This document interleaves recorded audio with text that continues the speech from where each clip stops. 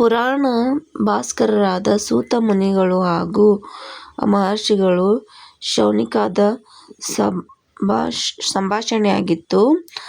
ಅವಾಗೇನಿತ್ತಲ್ಲ, ಸನಾತನ ಪುರಾಣ ಶಾಸ್ತ್ರದ ವಿಶೇಷತೆಯಲ್ಲ, ಆಸ್ತಿಕರು ಪ್ರಪಂಚದಲ್ಲಿ ಮಾರ್ಗದರ್ಶನ ನೀಡುವ ಮೂಲಕ ಅನೇಕ ವ್ರತಗಳನ್ನು ಅವುಗಳಲ್ಲಿ ಪುರಾಣೋಕ್ತವಾಗಿ ಹಿನ್ನೆಲೆಯಿರುವ ಆ ವಿಧಿ-ವಿಧಾನ ತಿಳಿಸಿಕೊಟ್ಟರೆ ಬಡತನ, ಅನಾರೋಗ್ಯ ಹೀಗೆ ಅನೇಕ ಕಷ್ಟ ಕಾರ್ಪಣ್ಯಗಳಿಂದ ಜನರು ತೊಂದರೆಗೊಳಗಿದ್ದಾರೆ. ಇಂತಹ ಉಪದ್ರವಗಳಿಂದ ಆ ಜನರಿಗೆ ಪರಿಹಾರ ಹೇಗೆ? ಪಾಪಗಳನ್ನೆಲ್ಲ ಕಳೆದುಕೊಂಡು ಸುಜ್ಞಾನಿಗಳಾಗಿ ಸುಪುತ್ರ ಪೌತ್ರಾದಿಗಳು ಸಮೃದ್ಧಿಯಿಂದ ಹೊಂದಲು ಒಂದು ಯಾವುದಾದರೂ ವ್ರತ ಉಪಾಸನೆ ಮಾಡಿ ದಯವಿಟ್ಟು ತಿಳಿಸಿ ಎಂದು ಶೌನಕಾದಿಗಳು ಕೇಳಿದಾಗ ಸೂತ ಮಹರ್ಷಿಯರು ಉಪದೇಶನೆ ಮಾಡಿದ ಶ್ರೀ ಲಕ್ಷ್ಮೀನಾರಾಯಣ ವಿಶೇಷ ಅನುಗ್ರಹ ಪ್ರಾಪ್ತಿಗಾಗಿ ವಿಶೇಷ ವ್ರತವೇ ಶ್ರೀ ವರಮಹಾಲಕ್ಷ್ಮೀ ವ್ರತ. ಈ ವ್ರತ ಆಚರಣೆಯೆಂದರೆ ಪ್ರತಿ ವರ್ಷವೂ ಸಾಮಾನ್ಯವಾಗಿ ಶ್ರಾವಣದ 2ನೇ ಶುಕ್ರವಾರ ವರಮಹಾಲಕ್ಷ್ಮಿ ಆಚರಣೆ ಇರುತ್ತದೆ. ಕೆಲವು ಬಾರಿ 5 ಶುಕ್ರವಾರ ಬಂದರೂ ಜನರಿಗೆ ಗೊಂದಲ ಉಂಟಾಗುತ್ತದೆ. ಪೂರ್ಣ ಭಾಗ್ಯವಂತರು ಎಂದು ಭವಿಷ್ಯ ಪುರಾಣದಲ್ಲಿ ವಚನವಿದೆ. ಅಂತೆಯೇ ಹುಣ್ಣಿಮೆಗೂ ಹತ್ತಿರವಾದ ಶುಕ್ರವಾರ ಎಂದರೆ ಹೇಳಿರುವ ಈ ವಚನವು ಗೊಂದಲಗಳನ್ನು ಪರಿಹರಿಸಲು ಈ ಬಾರಿ 5 ಶುಕ್ರವಾರಗಳಿವೆ. ಕೆಲವು ಸಂಪಾದನೆಯಿಂದ ಹುಣ್ಣಿಮೆಯ ವಿಧಾನವು ಮತ್ತೆ 3ನೇ ಶುಕ್ರವಾರ ವ್ರತಾಚರಣೆ ಇದೆ. ಕೆಲವು ಸಂಪ್ರದಾಯ ಪ್ರಕಾರ 3ನೇ ಶುಕ್ರವಾರವು ಹುಣ್ಣಿಮೆಯು ತುಂಬಾ ಕಡಿಮೆ ಸಮಯ ಬಂದಿದೆ ಎಂದು 2ನೇ ಶುಕ್ರವಾರ ಆಚರಣೆ ಮಾಡುತ್ತಾರೆ. ಅವರು ಪರಂಪರೆಯಂತೆ ಅವರು ಆಚರಿಸುತ್ತಾರೆ ಉತ್ತಮ.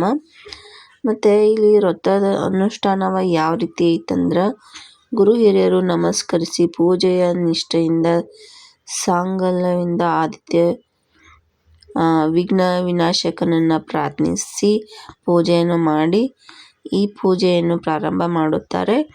ಯಮುನಾ ಪೂಜೆ ಸಾಮಾನ್ಯವಾಗಿ ಎಲ್ಲ ವ್ರತಗಳಲ್ಲಿ ನದಿ ತೀರದಲ್ಲಿ ಆಚರಿಸಬೇಕೆಂದು ಶಾಸ್ತ್ರದಲ್ಲಿ ತಿಳಿದಿದೆ. ಆದರೆ ಇಂದಿನ ಪರಿಸ್ಥಿತಿಯಲ್ಲಿ ಅದು ಸಾಧ್ಯವಾಗುವುದರಿಂದ ತೀರ್ಥ ಸ್ನಾನಗಳಲ್ಲಿ ಅಥವಾ ತುಳಸಿ ವೃಂದಾವನದ ಸಮೀಪ ಯಮುನಾ ಕಳಶವನ್ನು ಸ್ಥಾಪಿಸಿ ಆ ಕಳಶವನ್ನು ಮುನ್ನಡೆಸಿ ಸುಮಂಗಲೆಯರು ತಗೊಂಡು ತುಂಬಿದ ಬಾಗಿಲಿಂದ ಮನೆಯೊಳಗೆ ಪ್ರವೇಶಿಸಿ ವರಮಹಾಲಕ್ಷ್ಮಿ ಪೂಜೆಗೆಂದು ಅಲಂಕಾರ ಮಂಟಪ ಇಟ್ಟು ಅದರಲ್ಲಿ ಮುಂದೆ ಮತ್ತೊಂದು ಕಳಶ ಇಟ್ಟು ಅದರಲ್ಲಿ ಲಕ್ಷ್ಮೀನಾರಾಯಣನನ್ನು ಬರಮಾಡಿಕೊಂಡು ಆವಾಹಿಸಿಕೊಂಡು ಆ ಪೂಜೆಯ ಪ್ರಾರಂಭಿಸುತ್ತಾರೆ. ಹೀಗೆ ಯಮುನಾ ಪೂಜೆಯ ನಂತರ ಮಹಾಲಕ್ಷ್ಮೀ ದೇವಿಯ ಪೂಜೆಯನ್ನು ಮಾಡುವ ಕಳಶವನ್ನು ವಿಧಿವತ್ತಾಗಿ ಷೋಡಶೋಪಚಾರ ಮಾಡಿ ಪೂಜೆಯನ್ನು ಪ್ರಾರಂಭಿಸಬೇಕು. ಕಳಶವನ್ನು ನಾರಾಯಣನ ಅಕ್ಷತೆ ಮಂತ್ರದಿಂದ ಅಭಿಮಂತ್ರಿಸಿ ನಂತರ ಮಂಟಪ ಪೂಜೆ, ಕಲಶ ಶುದ್ಧಿ, ನೀರು ತುಂಬಿಟ್ಟು ಅರಿಶಿಣ ಕುಂಕುಮ ಗಂಧ ಅಕ್ಷತೆ ಹೂಗಳು ಮೊದಲಾದ ಮಂಗಳ ದ್ರವ್ಯವನ್ನು ಹಾಕಿ ಪೂಜಿಸಬೇಕು. ಈ ವರಮಹಾಲಕ್ಷ್ಮಿ ಪೂಜೆಯ ಸಂಪ್ರದಾಯ ಪ್ರಕಾರ ಕೆಲವರು ಲಕ್ಷ್ಮೀದೇವಿಯ ಪ್ರತಿಮೆಯನ್ನು ಪೂಜಿಸುತ್ತಾರೆ. ಇನ್ನು ಕೆಲವರು ಕಲಶದಲ್ಲಿ ವರಮಹಾಲಕ್ಷ್ಮಿಯನ್ನು ಪೂಜಿಸಿ ಆಚರಿಸುತ್ತಾರೆ.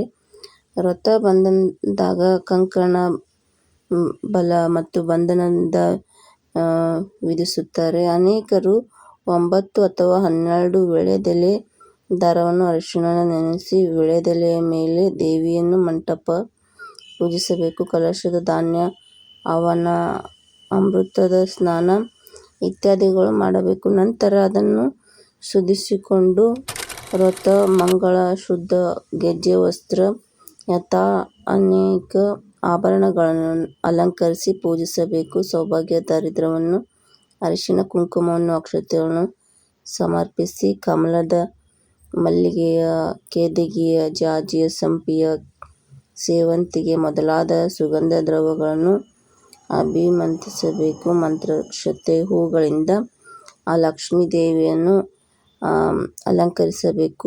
ಮಾಡಬೇಕು. ದೇವಿಯ ಮುಂದಿನ ದಾರಕ್ಕೆ ಲಕ್ಷ್ಮೀ ದೇವಿಯ 9 ನಾಮಗಳು ದೂರ ಗ್ರಂಥ ಪೂಜೆ ಮಾಡಬೇಕು. ನಾನಾ ವಿಧವಾದ ಪತ್ರಗಳು ಅಭಿಷೇಕ.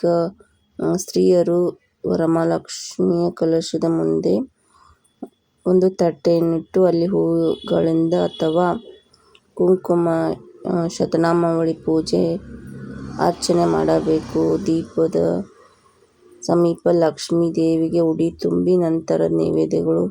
ವರಮಹಾಲಕ್ಷ್ಮಿ ನಾನಾ ಥರ ಭಕ್ತಿಯಿಂದ ಮುಖ್ಯವಾಗಿ ಪಾಯಸ ಹಾಗೂ ಕಡಲೆಕಾಳು, ಹೂರಣ, ಹೋಳಿಗೆ ನೈವೇದ್ಯ ಇಷ್ಟೆಲ್ಲ ಹಣ್ಣುಗಳು ತುಂಬಬೇಕು. ವಿಧಿವತ್ತಾಗಿ ಅನೇಕರು ಹೂರಣ ಆರತಿ ಮಾಡುತ್ತಾರೆ. ಇಲ್ಲಿಂದ ತುಪ್ಪದ ಅಭಿಷೇಕ, ಮಂಗಳಾರತಿ ಮಾಡುತ್ತಾರೆ. ಕೊನೆಗೂ ಮಂತ್ರಾಕ್ಷತೆ ಹೂಗಳನ್ನು ಹಿಡಿದುಕೊಂಡು ಪ್ರಾರ್ಥಿಸುತ್ತಾರೆ. ಪೂಜೆಯ ಪ್ರಾರಂಭ ಮಾಡುತ್ತಾರೆ. ಕೊನೆಗೆ ಪೂಜೆಯ ದಾರವನ್ನು ಹಿರಿಯರಿಗೆ, ಮುತ್ತೈದೆಯರಿಗೆ ಅಥವಾ ಪತಿಯ ಕೈಗೆ ಹೂವಿನೊಂದಿಗೆ ಸೇರಿಸಿ ಬಲಗೈಯಿಂದ ಕಟ್ಟಿಸಿಕೊಳ್ಳುತ್ತಾರೆ. ಸರಸ್ವತಿಯ ವಿದ್ಯೆಗಾಗಿ ಮತ್ತು ಲಕ್ಷ್ಮೀ ದೇವಿಯ ಧನ್ಯತೆಗಾಗಿ ಪೂಜೆಯನ್ನು ಎಂಬ ಆಚರಣೆವಿದೆ, ಬೆಳೆಸಿಕೊಂಡಿದೆ. ಜಗನ್ಮಾತೆ ಮಹಾಲಕ್ಷ್ಮಿ ಸರ್ವ ಸಂಪತ್ತು ನೀಡುತ್ತಾಳೆ.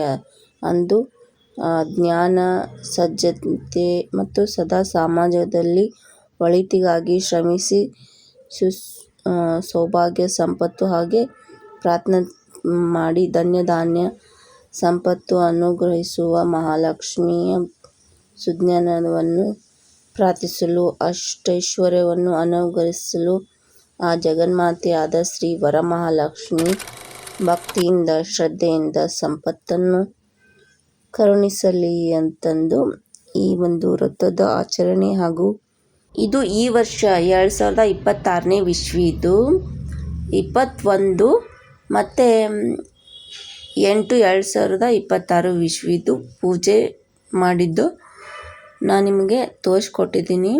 ಹಾಗೇನೈತಲ್ಲ, ಇನ್ನೂ ಒಂದು ವಿಡಿಯೋದೊಳಗೆ 9 ವ್ರತದ ಬಗ್ಗೆ ಎಕ್ಸ್ಪ್ಲೇನ್ ಮಾಡ್ತೀನಿ, ಕತೆ ಬಗ್ಗೆ. ಅದು ವರಮಹಾಲಕ್ಷ್ಮಿ, ವೈಭವ ಲಕ್ಷ್ಮಿದು ನೆಕ್ಸ್ಟ್ ಪಾರ್ಟ್ ಒಳಗೆ ಹಾಕ್ತೀನಿ. ಮತ್ತು ಈಗ ನಾನು ಹೇಳಿಕೊಟ್ಟಿರುವ ಮಾತಿನ ಬಗ್ಗೆ ಹೇಗೆ ಅನ್ನಿಸ್ತು ಅನ್ನೋದು ಕಮೆಂಟ್ಸ್ ಮುಖಾಂತರ ತಿಳಿಸ್ರಿ. ಮತ್ತು 9 ಕತೆಗಳು ಬೇಕು ಅಂದ್ರೆ ಕಮೆಂಟ್ಸ್ ಒಳಗೆ ತಿಳಿಸ್ರಿ. ಅದು ವೈಭವ ಲಕ್ಷ್ಮಿಯ 9 ಕತೆಗಳನ್ನು ನಾನು ಹಾಕ್ತೀನಿ ಇನ್ನೊಂದು ಪಾರ್ಟ್ ಒಳಗೆ. ವಿಡಿಯೋ ನೋಡಿದ್ದಕ್ಕಾಗಿ ಧನ್ಯವಾದಗಳು.